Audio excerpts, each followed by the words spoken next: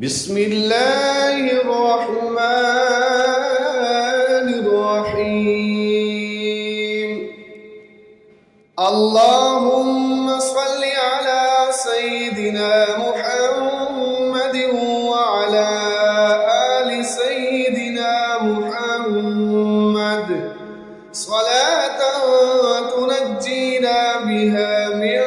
جميع الأهوال والآفات وتقضي لنا بها جميع الحاجات وتطهرنا بها من جميع السيئات وترفعنا بها عندك أعلى الدرجات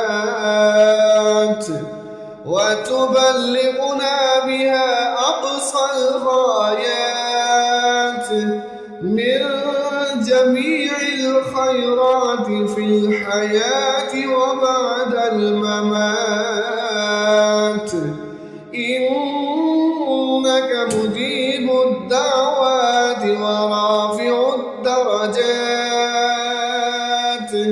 ويا قاضي الحاجات ويا كافي المهمات ويا دافع البليات ويا حل المشكلات أغثني أغثني أغثني يا